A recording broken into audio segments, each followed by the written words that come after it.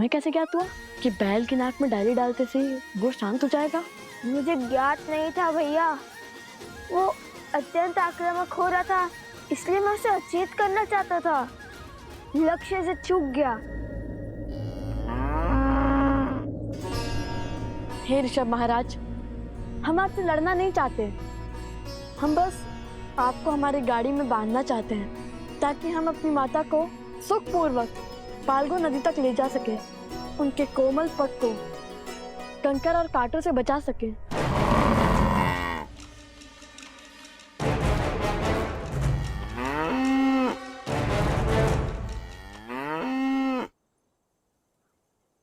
भैया लगता है मान गया। अब एक कार्य करता है, जैसे माता आश्रम में सारी गायों के सींग पर मोली धागा बांधती है, हम भी इसके सींगों पर मोली धागा बांध देते हैं। ठीक है।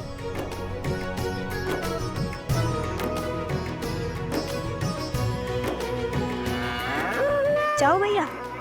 जा। सच्ची में जाओ? जा। सच्ची में? अरे जाओ।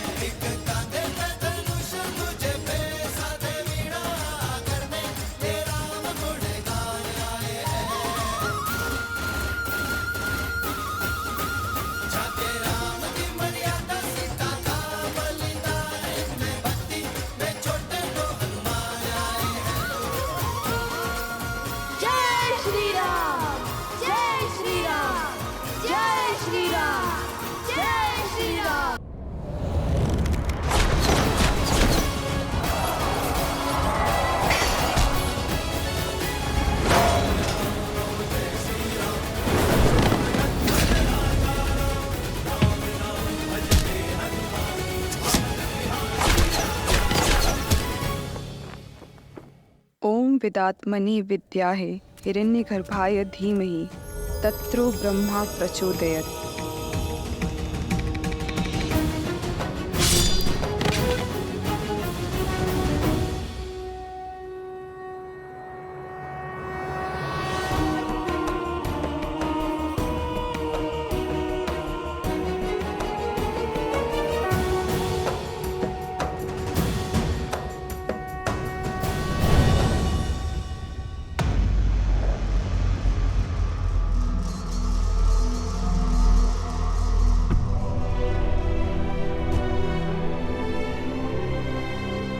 सेनापति,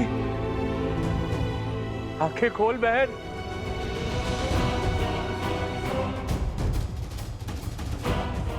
मुझे मेरी बहन चाहिए। क्या किया तुमने मेरी बहन के साथ?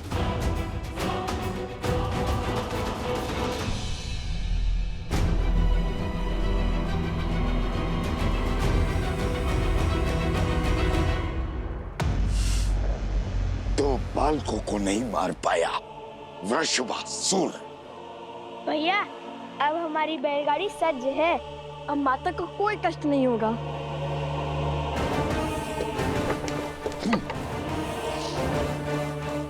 अब आज से तो केवल चंद्रबाहु से।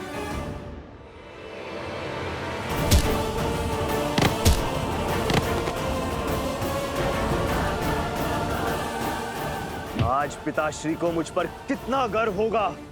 मैं शीघ्र ही राम की मृत्यु का शुभ समाचार दूंगा।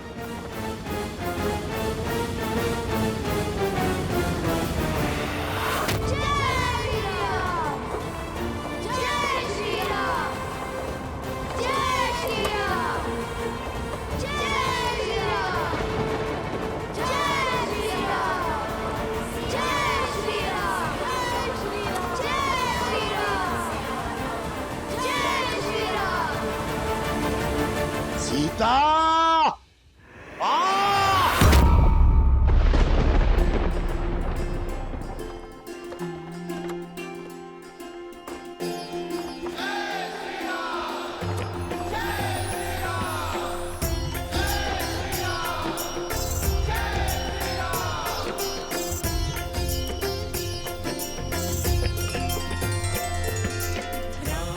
अयोध्या की ध्वजा है। लगता है ऋषियों का कोई समूह उस पावन धरा में प्रवेश करने वाला है। आप कभी गई है वहां? बहुत सुना है धर्म की इस नगरी के बारे में। वहां के सुंदर सुंदर वन उद्यान, कल कल बहती सरयू नदी, इक्ष्वाकु वंशजों की बड़ी बड़ी प्रतिमाएं और राजा राम का सुंदर महल।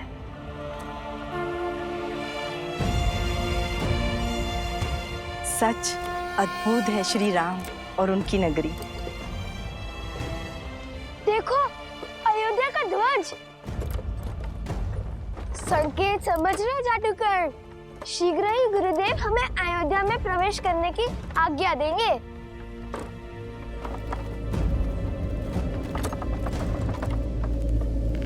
लगता है वातावरण बिगड़ने वाला है।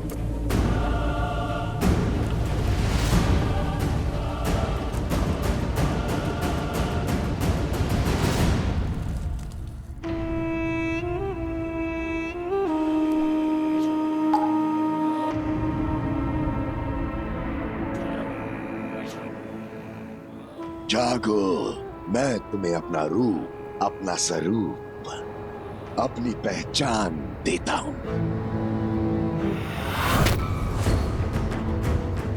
अपने महाराज को मेरा संदेश दो। इंद्र से जागने का समय आ गया है।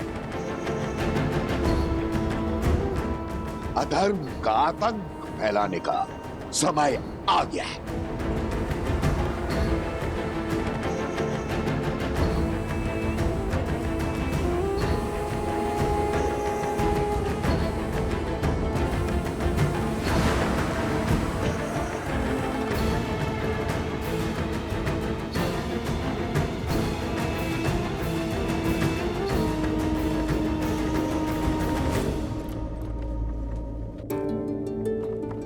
ध्यान से सुनो, शीघ्र ही हम गांव में प्रवेश करने वाले हैं। जब तक माता फाल्गु नदी में तप कर रही हैं, क्यों ना तब तक हम थोड़ा भ्रमण कर ले, सुंदर सुंदर घर, उपवन, मंदिर आदि देख ले, लड्डू पेड़े खा ले।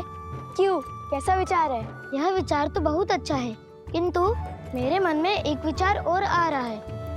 एक बात बताओ, सच में ये ऋषभ उतना भव्य है जितना तुमने कहा था? लगता तो बड़ा शांत है, इतना भयंकर था वो, तो तुमने पकड़ा कैसे? क्या कहा तुमने? कुश ने इस बैल को पकड़ा?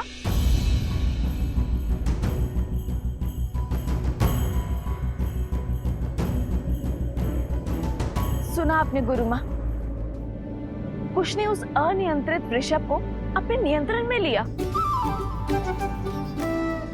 अच्छा, अब तुम असत्य भी बोलने लगे हो।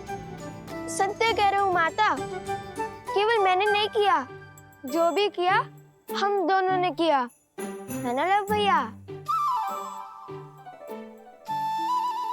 लव?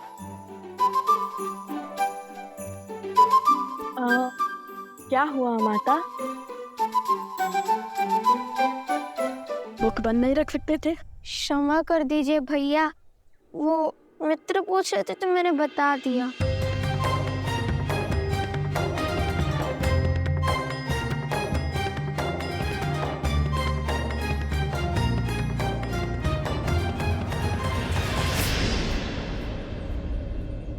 माता!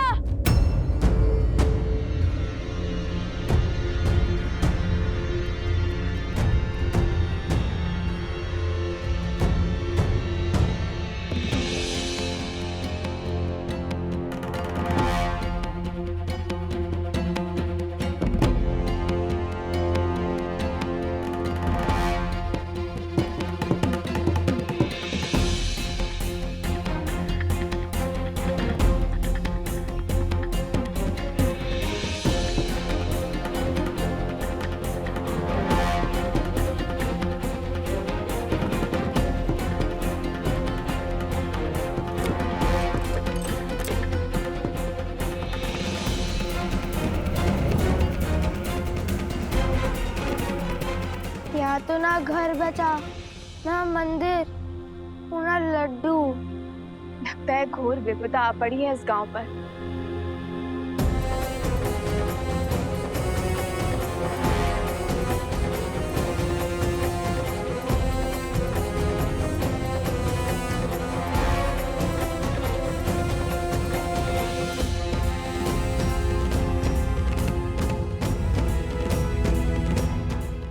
उजड़ा हुआ है माता, परंतु वो देखो उत्तर की ओर, वहाँ अभी भी एक वृक्ष है, घना वट वृक्ष।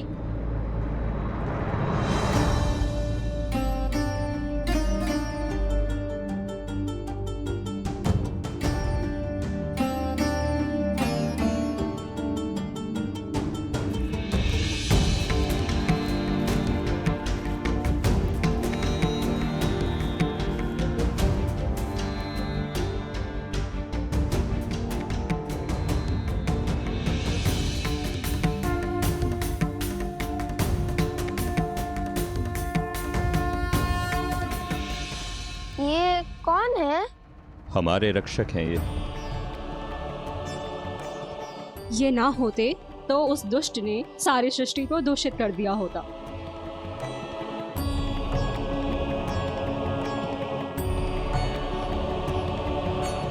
माता, ऋषिवर कब से तपस्या में लीन होंगे? अनेक वर्षों से। आपको कैसे पता? गांव के प्रमुख ने मुझे सब बताया। बहुत उपकार किया है इन ऋषि ने इस क्षेत्र पर। इनके तपोबल से ही ये केवल एक वृक्ष जीवित रह पाया है, अन्यथा आसपास का सभी क्षेत्र विष से पीड़ित होकर रिक्त हो चुके हैं, और जो बचे हैं उनको कोसों दूर चलकर जाना पड़ता है शुद्ध जल लाने के लिए। अपने पूर्वजों के द्वारा बसाई धारा को छोड़ना सरल कहाँ होता है। ये क्षेत्र श्रापित है। अब तब कैसे होगा? श्रापित स्थान पर तब संकट को न्योता देने के समान है। क्या था श्राप? अधर्म का श्राप। जल इस संसार का सबसे शुद्ध तत्व है। जल को पीकर हम भीतर से और उसी से स्नान कर कर हम बाहर से शुद्ध होते हैं। वैसे ही प्रकृति में फैला पाप जल से ही शुद्ध होता है, किंतु जब पाप अपनी सीमा लांघ देता है तो वो मानव की दृष्टि से बच निकलता है, और तब सबसे पहले जल ही अशुद्ध होता है। पाप को रोकने के लिए पापियों का संहार करना ही होगा। बताइए, कौन है वो दुष्ट? भिन्न भिन्न असुर के कुल और उनका नायक ऋषि असुरी के तपोबल ने उसे यहाँ नदी के नीचे बांधा है, ताकि उसका प्रकोप इस क्षेत्र तक ही सीमित रहे। किंतु उसके यहाँ बनने के कारण उसने इस भूमि और यहाँ के जल को भी विषैला कर दिया है। अब उस पापी का अंत ही इस क्षेत्र के पाप का अंत करेगा। इतने वर्षों में उस असुर ने इस नदी में अपनी सत्ता स्थापित कर दी है। इस नदी तल में अपना महल तक बना दिया है। वो असुर जल में मक्र है और तल में मनुष्य मकरासुर।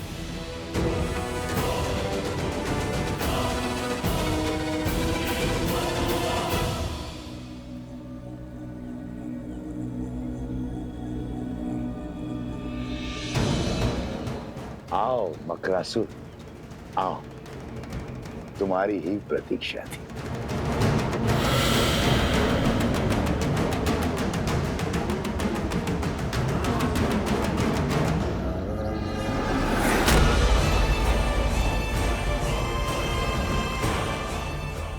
बहुत सुना है तुम्हारे बारे में सहस्त्रमुख रावण, किंतु मुझे तुम्हारी शक्ति और युक्ति में कोई रुचि नहीं है।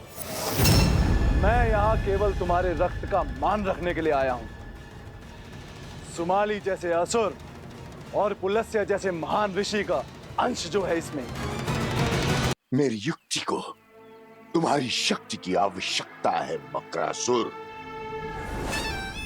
असुर कुल के अस्तित्व का प्रश्न है मकरासुर। क्यों मुख मत मोड़ो। देवासुर संग्राम के अंत के साथ मानव और असुरों के संग्राम का शंखनाद हो गया। पूरी मानव जाति एक साथ असुरों के विरुद्ध आकर खड़ी हुई है। ऋषि यज्ञ और तब से हमारी शक्ति छीन करते आए हैं। ऋषि साधारण मनुष्यों के सहायक बन बैठे हैं और मनुष्य ऋषियों के संरक्षक। जल के बाहर जो भी हो, मुझे उससे क्या। मैं अपने राज्य में सुरक्षित हूं। देखो, धरा पे एक ऐसा अकाल छाया है और यहाँ नीचे मैं साक्षात देवराज की भांति आनंद में मग्न हूं। ये राजपाट मेरे बल का प्रमाण है। गांव के गांव मेरे भय से खाली हो गए।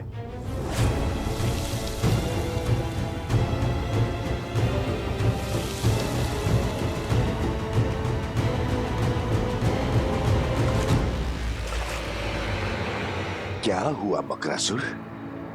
इतनी शीघ्रता क्या है? कोई है जिसके तप के बल से तुम फल्गु नदी की सीमा से बंधे हुए हो, जिसके कारण तुम क्षण भर से अधिक जल के बाहर नहीं रह सकते हो। ऋषि कर्ण का शिष्य ऋषि असुरी परसों से तप कर रहा है, किंतु मुझे क्षति नहीं पहुंचा पाया। कुछ नहीं है उसके वश में। अगले 100 वर्षों में उसी पेड़ के नीचे उसका शरीर कीटों का भोजन बनेगा। फिर मैं स्वतंत्र होकर इस नदी के पार जा पाऊंगा और पलक झपकते ही मेरे 100 वर्ष बीत जाएंगे। यदि शत्रु एक से अधिक हुए तो, और 100 वर्ष यदि अनंत काल में परिवर्तित हो गए तो। किसकी बात कर रहे हो? कौन है वो? वही जिसने धर्म की स्थापना का बीड़ा उठाया है। कौशल नरेश श्री राम।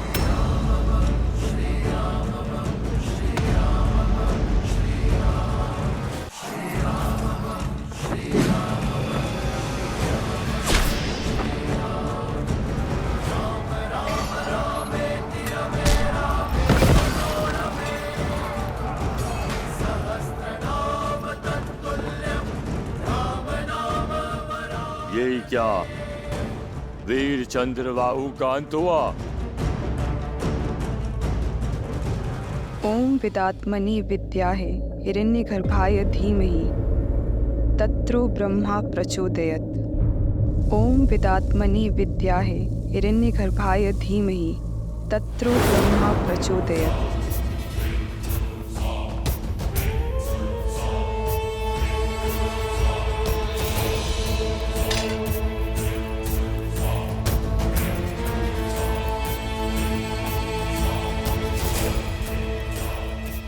तुम्हें क्या लगता है राम, तुम इतनी सरलता से मुझे मार पाओगे?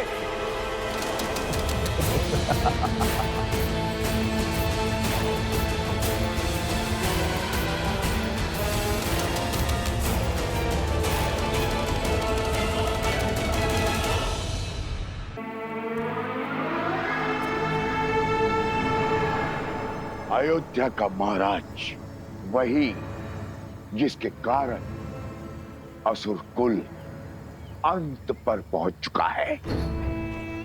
उसका नगर ऋषियों की रक्षा का गढ़ बन चुका है और अब तो उसके पुत्र भी असुरों के विनाश का बीड़ा उठा रहे हैं। ऋषि मनुष्यों के साथ मिलकर हमारे असुरों के अंत में भागीदार बन रहे हैं। मार डालो उन बालकों को। वचन देता हूं, राम को मारने की युक्ति भी आरंभ कर दूंगा।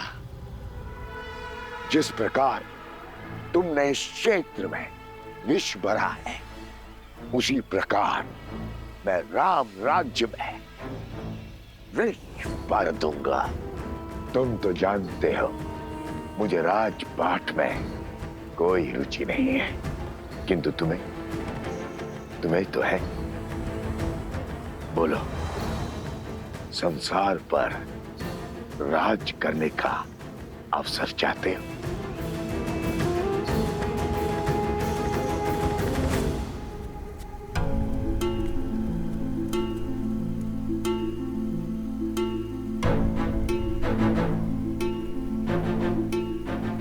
भगवान वाल्मीकि ने हमें यहाँ अकारण नहीं भेजा है। मैं यहाँ अपने मन की शांति खोजने आई थी, किंतु मिली यहाँ के गांव वालों के कष्टों की अशांति।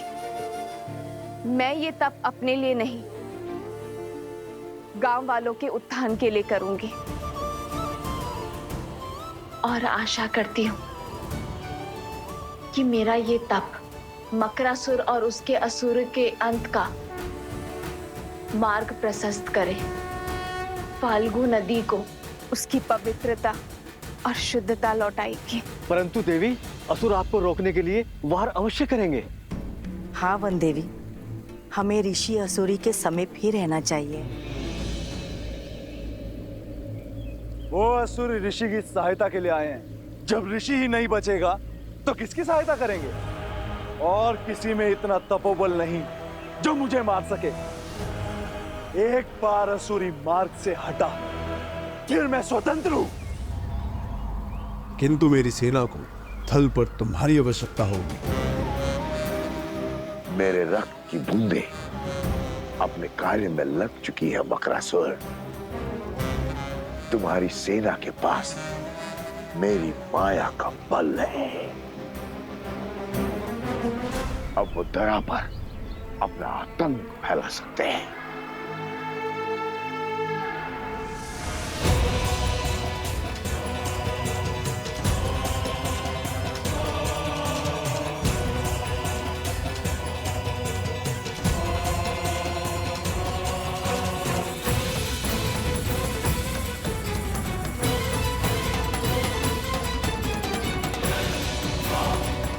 जाओ, अंत कर दो उस ऋषि का। धर्म पर अधर्म की जीत का समय आ चुका है।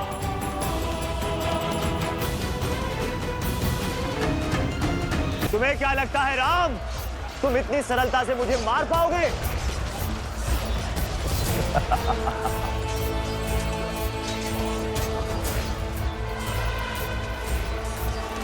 अर्थात चंद्रबाहु की पत्नी का तप भंग नहीं हुआ है। अब तक तो अंगद को कार्य समाप्त कर देना चाहिए था। कहाँ हो तुम अंगद? ओम विदात्मने विद्याय हिरण्यगर्भाय धीमहि तत्रो ब्रह्मा प्रचोदयात्। क्या करूं? कैसे इस पतिव्रता का तप भंग करूं कि गरिमा भी ना टूटे? माता, इस कन्या का अपहरण कर आपके पति ने बहुत बड़ा अधर्म किया है। उसे बचाने का नहीं, प्रभु श्री राम के हाथों मुक्ति दिलाने का प्रयास कीजिए। ओम विदात्मने विद्याय हिरण्यगर्भाय धीमहि तत्रो ब्रह्मा प्रचोदयात्। ओम विदात्मने विद्याय मंत्र पढ़ना बंद कीजिए, अन्यथा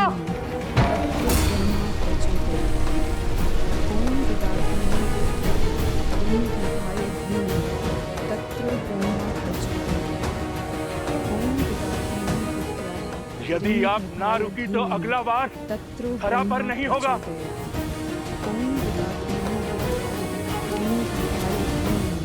तत्रो ब्रह्मा प्रचोदयात्। ओम विदात्मने विद्याय हिरण्यगर्भाय धीमहि तत्रो ब्रह्मा प्रचोदयात्। ओम विदात्मने विद्याय हिरण्यगर्भाय धीमहि तत्रो ब्रह्मा प्रचोदयात्। ओम विदात्मने विद्याय हिरण्यगर्भाय धीमहि तत्रो ब्रह्मा प्रचोदयात्।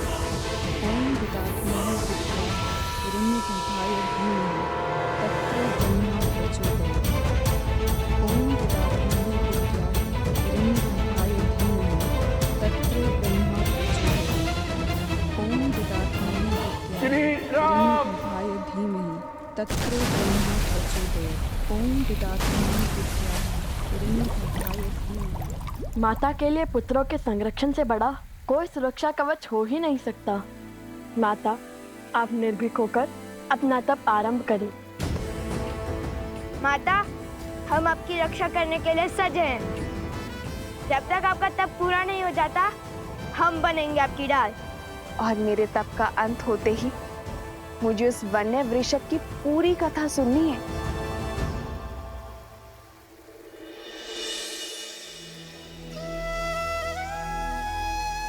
हे फाल्गु माता,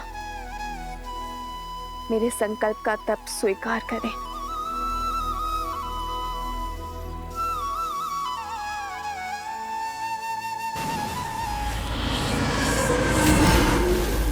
वो देखो, मकरासुर की सेना आ गई है।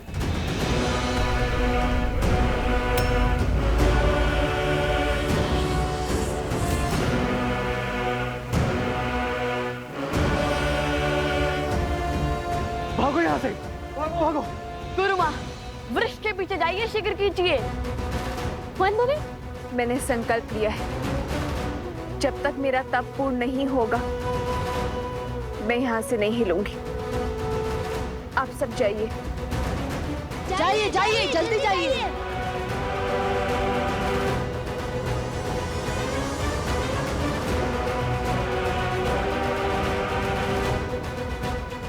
अब क्या करें भैया? वही जो धर्म कहता है। कुश, तुम यही माता के पास रुको, मैं इनकी रक्षा करता हूँ। ला, सबकी सुरक्षा करना। जी माता।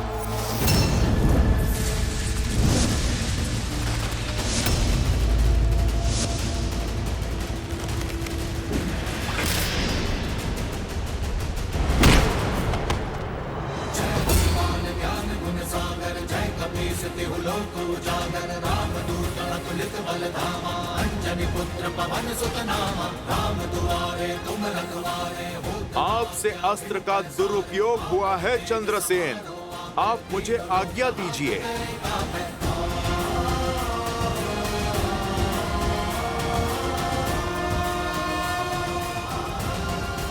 जय श्री राम।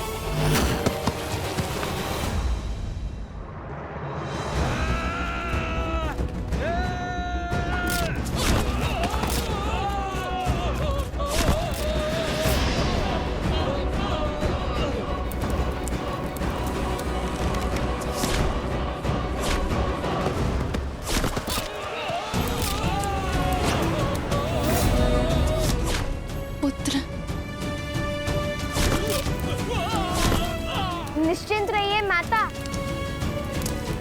आप जानना चाहती थी ना हमने उस ऋषभ को कैसे पकड़ा था? अब मैं बोलकर नहीं, कर कर दिखाऊंगा।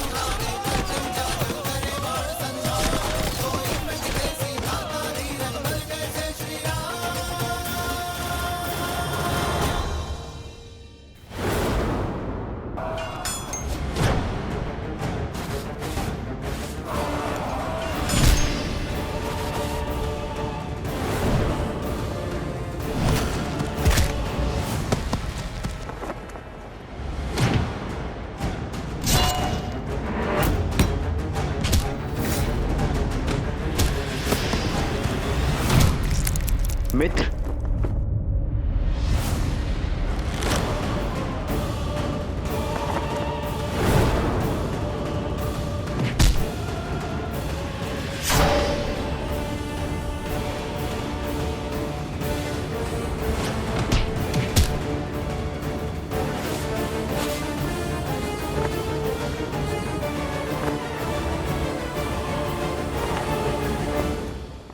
कुश, ऋषिवर की रक्षा करो, मैं सुरक्षित हूँ। किंतु माता, भैया का आज्ञा था कि... भैया की आज्ञा नहीं, अपनी माता के आदेश का पालन करो, ऋषिवर की रक्षा करो और अपने मित्रों को बचाओ। अपनों से पहले अपने लोगों की रक्षा करना तुम्हारा दायित्व है। जाओ।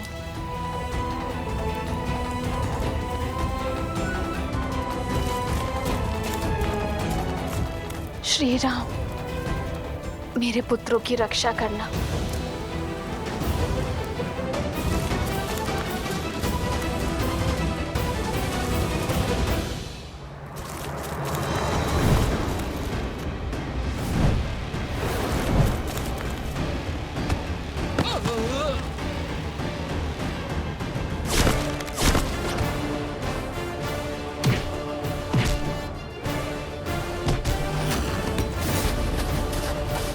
मुझ तक पहुंचना ही दुर्लभ है वानर।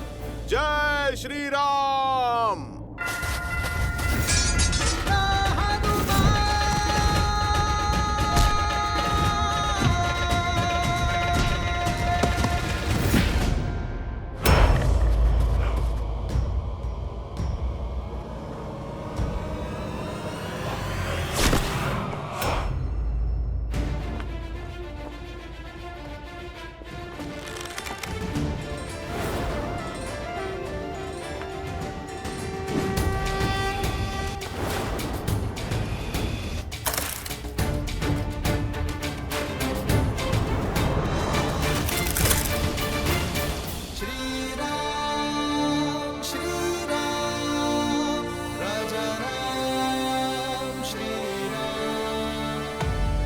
श्री राम ने तुम्हें मृत्यु नहीं दी, जानते हो क्यों? क्योंकि तुम्हारा अंत मेरे हाथों होगा।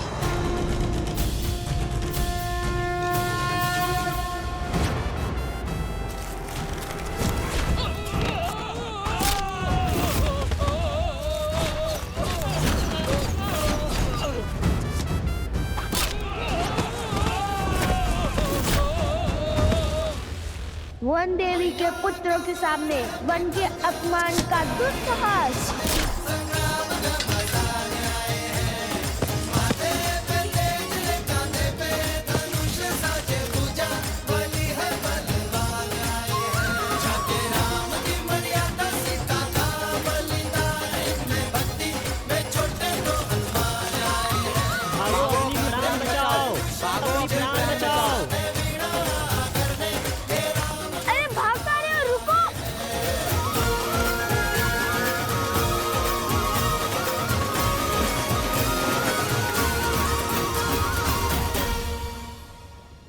माता का आदेश है कि हम इनकी रक्षा करें, इसलिए तुम और सोमकरण ऋषिवर के साथ साथ गुरु माँ और कुमोदनी दीदी की रक्षा करोगे।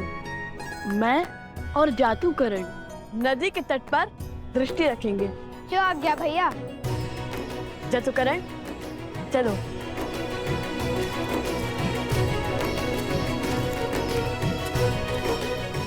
अगर शांडिल्य होता तो कितना अच्छा होता। हमारी वीरता देख उसे विश्वास हो जाता कि हमसे बड़ा कोई राम भक्त नहीं है। देखा ना आपने, कितना सटीक लक्ष्य भेजा मैंने। अच्छा, एक लक्ष्य साधने से सबसे बड़े राम भक्त बन गए। और क्या, माता कहती है जो अपने आराध्य अपनी पूज्य का गुणगान करता है वो तो भक्त होते ही हैं, और परम भक्त वो होता है जो अपने ईश्वर के गुणों को व्यवहार में ग्रहण करते हैं। उचित कहा कुश। गुणगान और गायक तो मैं हुई सर्वश्रेष्ठ, बाकी सब गुणों के लिए भैया है ना।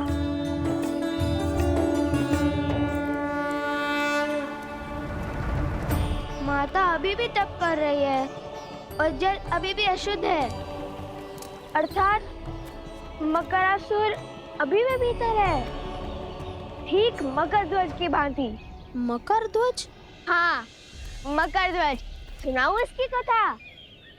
हाँ, सागर का रक्षक मकर ध्वज, आधा वानर आधा मकर, जिसे केवल श्री राम के भक्त हनुमान हरा सकते थे। और कहानी का विचित्र मोड़ जानते हो? वह साक्षात हनुमान जी के पुत्र थे। किसके पुत्र हो तुम? आप मेरे पिता हैं। उनके श्वेत एक मगरमच्छी ने खा लिया था। ऐसे उत्पन्न हुआ मकर ध्वज। वैसे भी मैं और लव भैया कौन सा हनुमान जी से कम है? हम भी तो राम जी के परम भक्त हैं। और वैसे हो सकता है कि ये मकरासुर मेरा या लव भैया का पुत्र हो।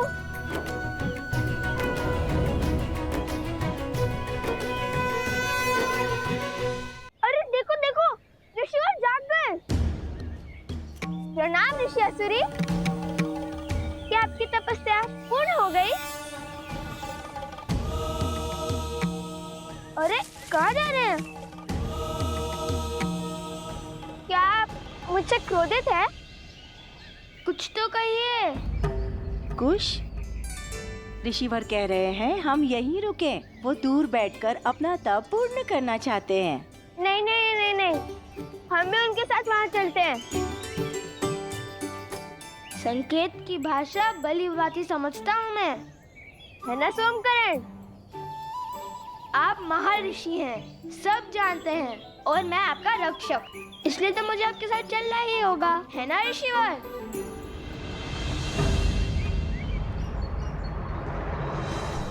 वर्षों से तप में लगा हूं। आंधी, बाढ़, असुर भी मेरे तप को तोड़ने में सक्षम नहीं हुए, किंतु तुम उनसे भी अधिक शक्तिशाली हो। मेरे मौन को तोड़कर मुझे बोलने पर विवश कर दिया। कौन हो तुम बालक? पता चलेगा, किंतु मकरासुर से सामना करने के बाद।